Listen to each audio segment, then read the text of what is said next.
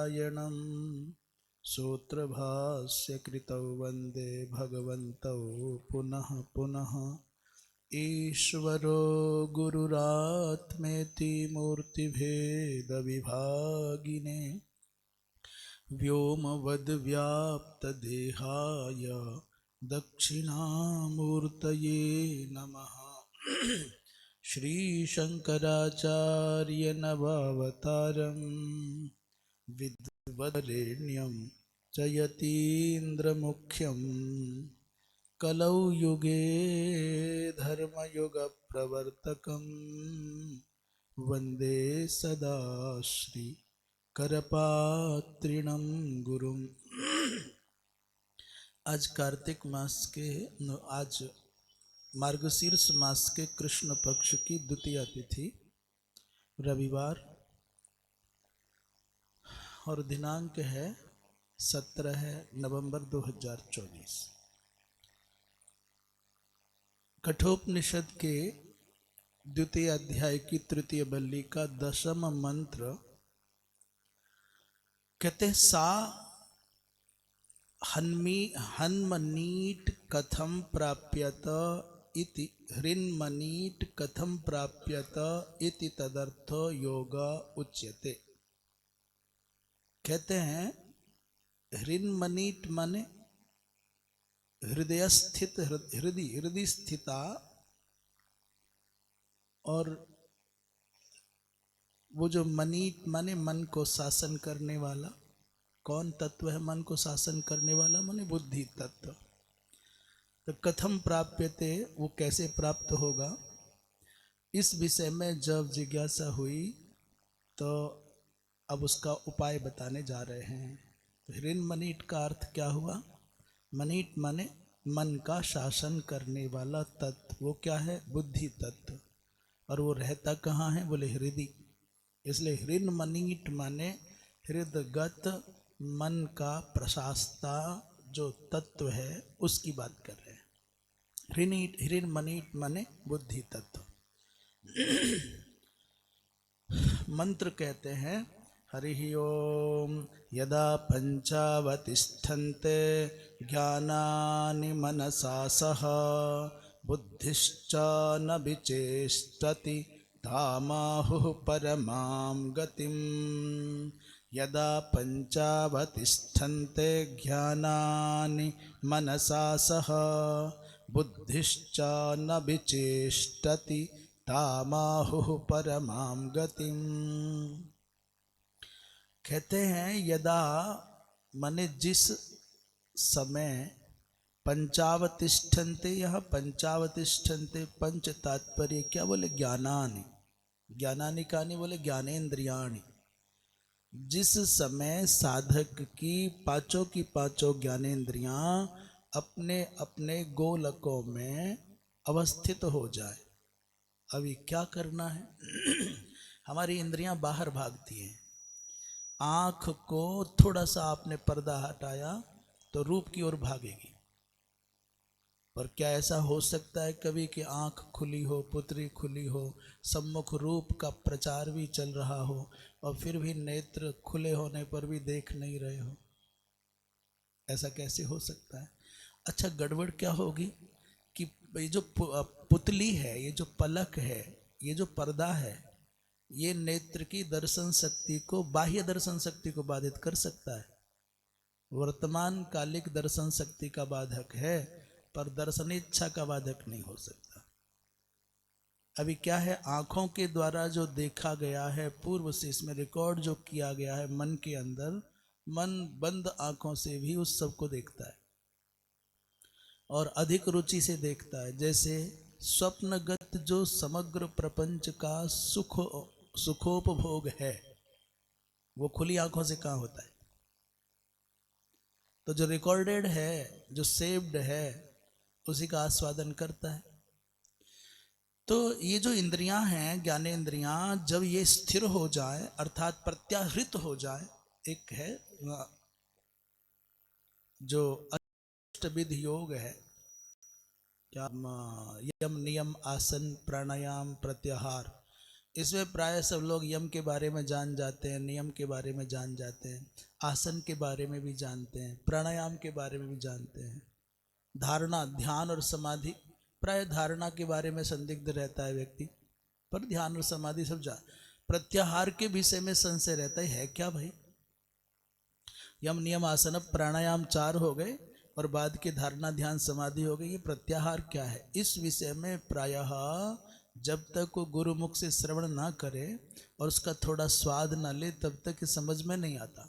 प्रत्याहार शब्द का अर्थ है कि इंद्रियों को अपने अपने विषयक क्षेत्र से वापस करके अपने मूल केंद्र में स्थिर करना, यह है प्रत्याहार। प्रति आहार, आहार से लौटा करके अपने आवास में केंद्रित कर देना, यह है विषयों से इंद्रियों को हटा लेने की योग्यता का आ जाना ही प्रत्याहार है। आंखें खुली हैं, रूप भी है, पर अब आंखों को देखने की कोई रुचि नहीं है। जिह्वा को रस लेने का अवसर है, बढ़िया दिव्याति दिव्य पदार्थ हैं, व्यंजन हैं, परंतु आपने अपनी जिह्वा पर नियंत्रण कर लिया। जिह्वा वहां भागती थी, उसको लौटा करके वापस अपने केंद्र पर ले आए। नासिका को दिव्याति दिव्य सुगंध आकर्षित करती थी, परंतु आपने नासिका को कहा कि नहीं, तुमको ना कहना आ गया, माने प्रत्याहार सध गया। ना कहने में एक अवस्था है कि विवस्था पूर्वक रुक रही है इंद्री, परंतु कुछ अवस्था ऐसी है कि जहां स्वेच्छा से रुकने लग जाए तो प्रत्याहार परिपक्व हो गया। प्रत्याहार माने इंद्रियों को इंद्रिय क्षेत्रों से, विषयों से प्रत्यावर्तित करके अपने मूल स्थान पर नियोजित करना, ये प्रत्याहार है। तो यदा पंचावतिष्ठन्ते ज्ञानानि, ज्ञानानि बोले अकेले ज्ञानानि माने ज्ञानेन्द्रियाणि न अपितु मनसा सह, क्योंकि आप सोचोगे कि बिना लम के घोड़ों को संभाला जा सकता है तो सपना है तुम्हारा, कल्प है तुम्हारी। लगाम चाहिए, लगाम के साथ घोड़े को संभालने की संभावनाएं 99% बढ़ जाएंगी, पर लगाम के बिना घोड़े को रोक पाने की सामर्थ्य 99% नहीं रह पाएगी। इसलिए मनसा सह कहते फिर बुद्धिश्च न विचेष्टति तामाहु परमाम गतिम, इंद्रियां, उसके बाद मन, और फिर कहते हैं बुद्धि। और जिस समय मन भी शांत हो गया और बुद्धि भी चेष्टा रहित हो जाए, तो इसको महापुरुषों ने उपनिषद के माध्यम से कहा कि ये परम गति है। इस सूत्रात्मक साधना को आप अपने जीवन में व्यवहार करके देखें, उपयोग करके देखें, अथवा जिन्होंने उपयोग किया है, प्रयोग किया है, उनके अनुभव के आधार पर सुन करके कुछ सुख का अनुमान करें।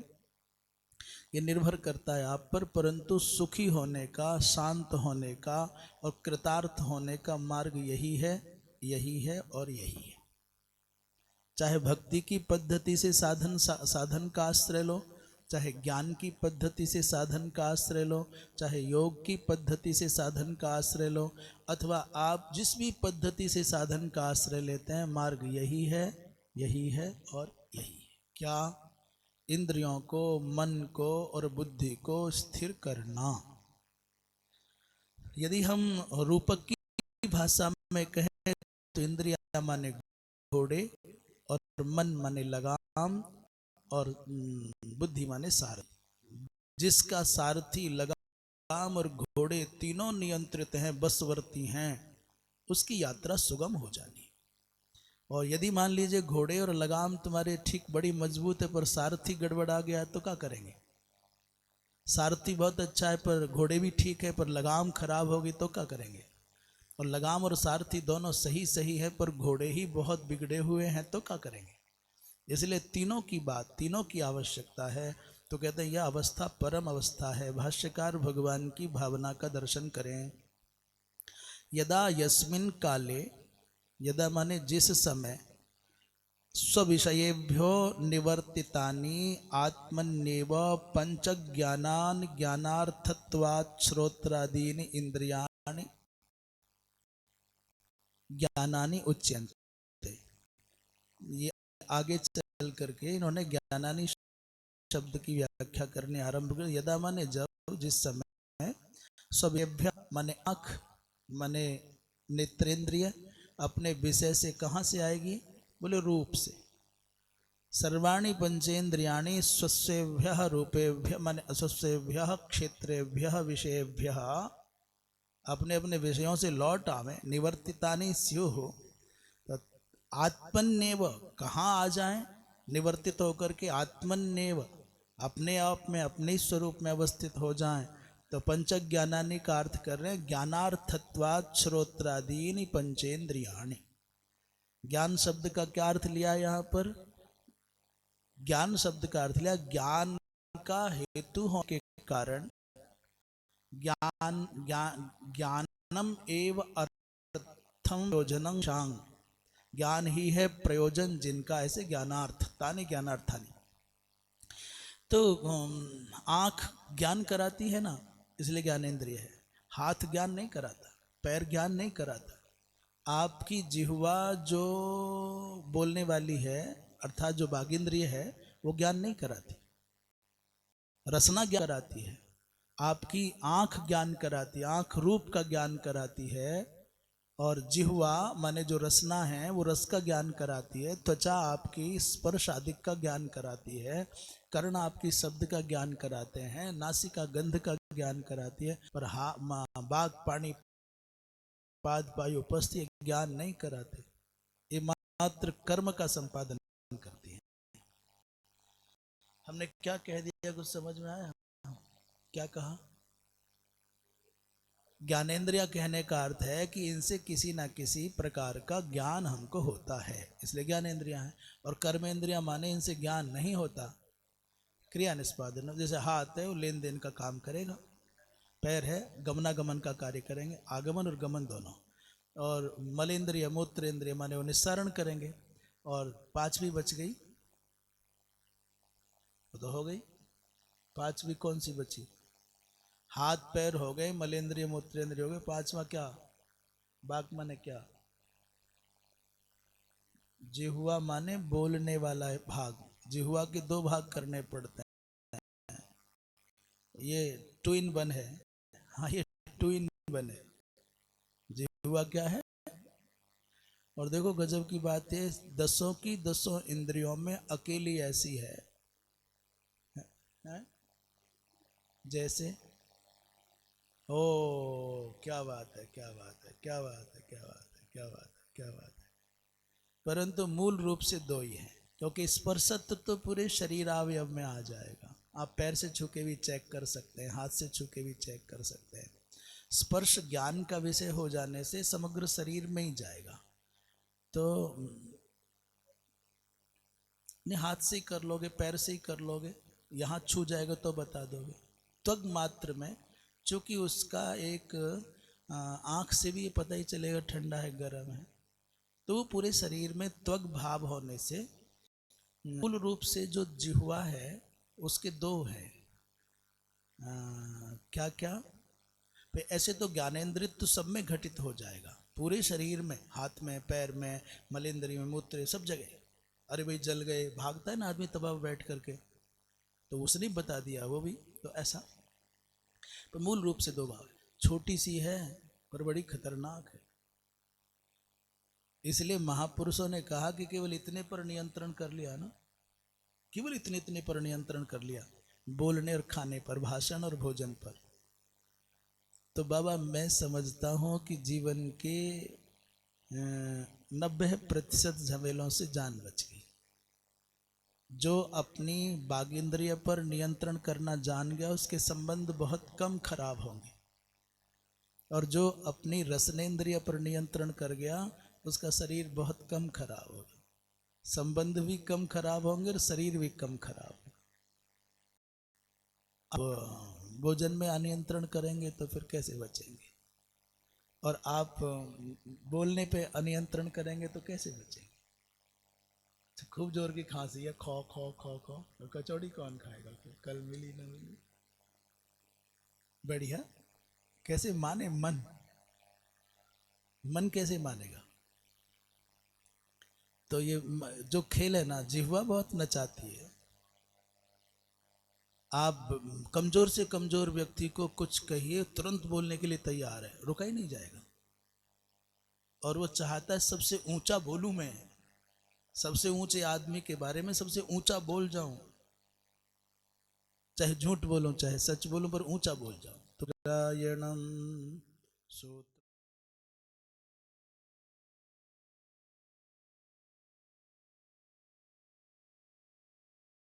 लेगे जी हुआ। ज्ञानेन्द्रियाणि ज्ञानानि उच्यन्ते, ज्ञानानि शब्द से ज्ञानेन्द्रियों का ही यहाँ ग्रहण किया जाना चाहिए। अवतिष्ठन्ते सह मनसा, मन के साथ स्थिर हो जाते हैं। यत अनुगतान तेन संकल्पादि व्यावृत्तेना, तो कहते हैं संकल्पादि व्यापार से निवृत्त हुआ जो मन है, संकल्पादि व्यापार से निवृत्त हुआ मन क्या, बोले संकल्प है आदि में जिनके, तो संकल्प विकल्प निश्चय अवधारण और चिंतन इत्यादि अंतःकरण के धर्म है।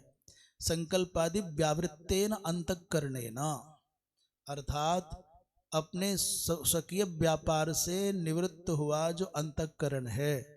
बुद्धिश्च अध्यवसाय लक्षणा, अर्थात बुद्धि माने क्या है, अध्यवसाय लक्षणा, अध्यवसाय है लक्षण जिसका, निश्चय करना है, अवधारण करना है, लक्षण जिसका, उसे कहते हैं बुद्धि। अध्यवसाय में निश्चय करना, निर्णय करना, अवधारण करना। जब अपने व्यापार कलाप से सब व्यापारेषु न विचेष्टते, माने निवृत्त हो जाती, चेष्टा नहीं करते, न व्याप्रियते, ताम आहुः परमाम गतिम, उसी को परम गति कहा जाता है। अब सब पूरा सार क्या है पूरे मंत्र का, बस इतना सा, जिस अवस्था में इंद्रियों के सहित माने मन और बुद्धि के सहित इंद्रियां शांत हो जाती हैं, वही परम गति है। वो परम गति प्रत्येक मनुष्य के जीवन में प्रतिदिन एक पल को तो अवश्य आती है। उसको विकसित कौन कितना कर पाता है ये अलग बात है। व्यसनी भी, कामी भी, वासना में डूबा भी व्यक्ति कुछ पल के लिए अनुभव करता है जहां मन भी, बुद्धि भी और इंद्रियां भी शांत हो गई। तो जो साधक है वो इस अवस्था का सुख स्वादन करता हुआ इसे विकसित कर सकता है, वो इस पर नियंत्रण कर सकता है। और जो स्वतंत्र हैं लोग, उनको बेचारे आता तो है सुख, पर उनको पता नहीं चलता आ गया कि चला गया, उस पर उनका कंट्रोल नहीं रहता। और उच्च कोटि का जो साधक है वो प्रतिकूलताओं में भी इस अवस्था का अनुभव करते हुए स्थिर रह सकता है। पशु आदि भी संभव है कि कभी तो उनके मन, बुद्धि और चित्त, इंद्रियों का स्थैर्य आता होगा। तो सामान्य मनुष्य के जीवन में भी ऐसा नहीं कि नहीं आता, आता है, पर उसे पता ही नहीं कि मेरे पास में ऐसी अनुपम दिव्य अवस्था भी है। साधक उच्च कोटि का वही है जो प्रतिकूलता में भी इस अपूर्व अवस्था का आनंद ले सके। अग्रिम मंत्र कह रहे हैं, हरि ओम ताम योगमिति मन्यन्ते स्थिरामिन्द्रिय धारणा अप्रमत्तस्तदा भवति योगो हि प्रभवाप्ययौ।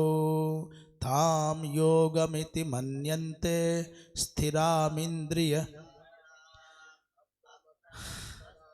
भवति योगो हि प्रभवाप्ययौ। कहते दो बातें कह रहे हैं, क्या क्या, ताम योगम इति मन्यन्ते, किसको योग कहते हैं, बोले इंद्रिय धारणाम। कैसी इंद्रिय धारणा, बोले स्थिराम, स्थिर इंद्रिय धारणा को ही योग कहा जाता है। इंद्रिय धारणा भी कैसी होनी चाहिए, स्थिर होनी चाहिए। और कहते हैं तदा, जब ऐसा हो जाता है तो पुरुषः अप्रमत्तः पुरुषः भवति। उस अवस्था में जब ये आपकी इंद्रिय धारणा स्थिर हो जाती है, जिसको योग कहते हैं, उस अवस्था को पाकर के अप्रमत्त जो पुरुष है, तदा पुरुषः अप्रमत्तो भवति, उस समय पुरुष अप्रमत्त हो जाता है, अप्रमादी हो जाता है। हाँ, वैसे तो कर्मेंद्रियों का तो बेचारी कुछ नहीं है, कर्मेंद्रियां बेचारी कुछ भी नहीं, ये कुछ कर भी ले क्या फर्क पड़ता है, इनका मूल तो मन है दसों इंद्रियों का, पर कर्मेंद्रियां तो बेचारी कर्मेंद्रियां ये कलेक्ट नहीं कर सकती ना कुछ, ये नया कलेक्ट नहीं हो, ये ज्ञानेंद्रियां तो कलेक्ट करती हैं। कैमरा तो सही सही पूछो तो ये इन पंच ज्ञानेंद्रियों पर है, ये फोटो खींच करके अंदर ले गई, हाथ बेचारे क्या ठीक है, पर मूल भाव ये है कि हाँ दसों इंद्रियों का वर्णन है। संकल्प विकल्प शून्यता मन का कार्य है, इंद्रियों में वो चेतना नहीं है। मैंने इंद्रियां ये नहीं कर सकती करें कि ना करें, इंद्रियां तो जैसी हैं वैसी, इनका कोई मतलब नहीं, केवल सामने फोटो आ गया अच्छा या बुरा, गोरा या काला, अभी चूज नहीं कर सकती। चूज माने चयन करने का निर्णय कर, जो कि ये देखना चाहिए अच्छा लग रहा है कि नहीं लग रहा है, ये मन बताएगा।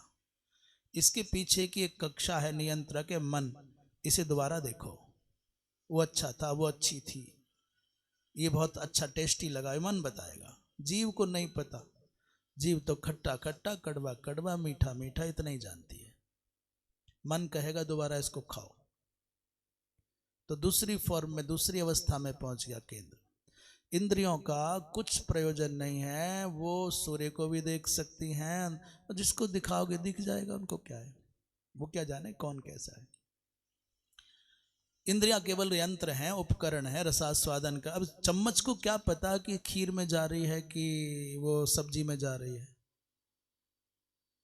दरवी सूर्प रसम यथा, दरवी माने वो चमचा चम्मच, वो क्या जाने कि खीर का रस क्या है और सब्जी का रस क्या है और खटाई का रस क्या है,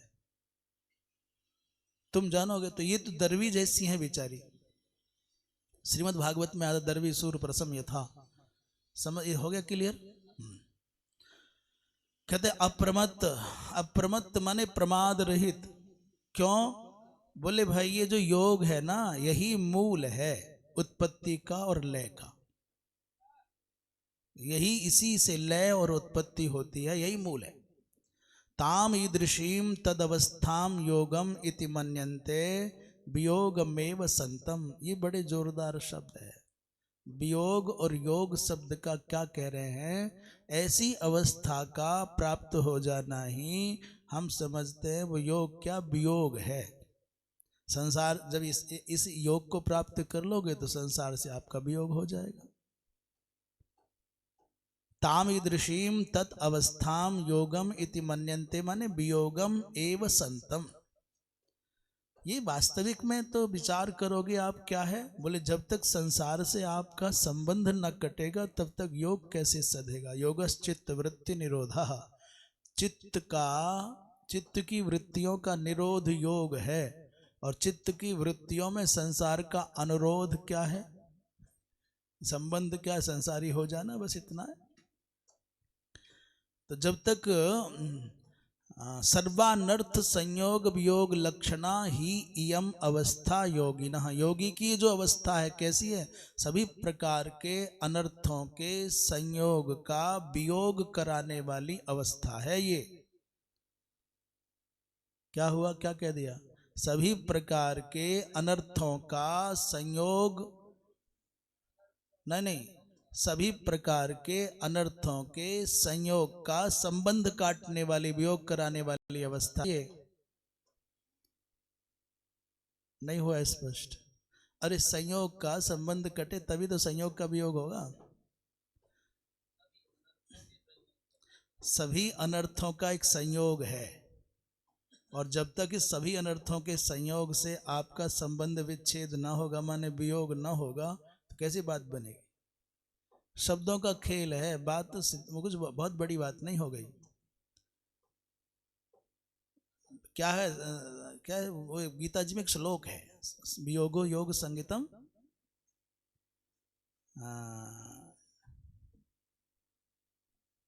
अच्छा आप समझे, संयोग, सभी अनर्थों का संयोग इस केंद्र पर हो रहा है, यहाँ से कनेक्शन जुड़ा, सभी अनर्थों का संयोग यहाँ है।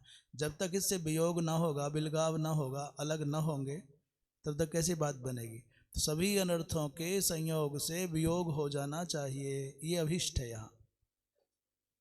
हाँ, एक केंद्र है जिसका नाम है, संयोग शब्द पर मत जाओ, अभी संयोग शब्द का जो अर्थ लग रहे हो आप ऐसा समझिए, कोई एक केंद्र है जहां सभी अनर्थ रहते हैं।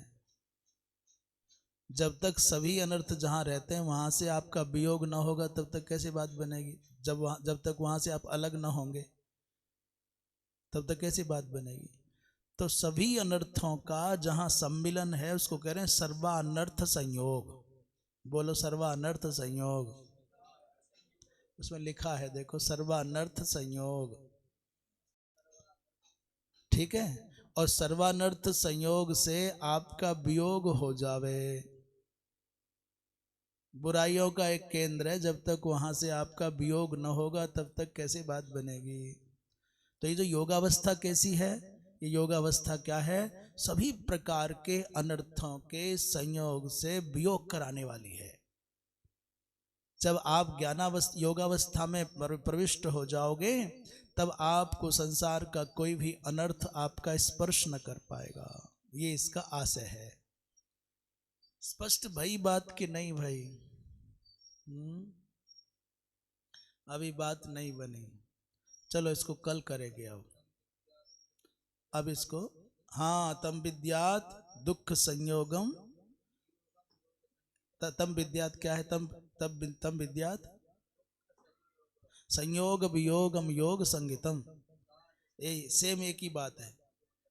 गीता जी के इस श्लोक के इस भाव को समझ जाओगे तो ये भाव भी स्पष्ट हो जाए। फिर इसकी चर्चा कल करेंगे, भागवत जी का हिस्सा जा रहा है बहुत। पूर्णमदः पूर्णमिदं पूर्णात् पूर्णमुदच्यते पूर्णस्य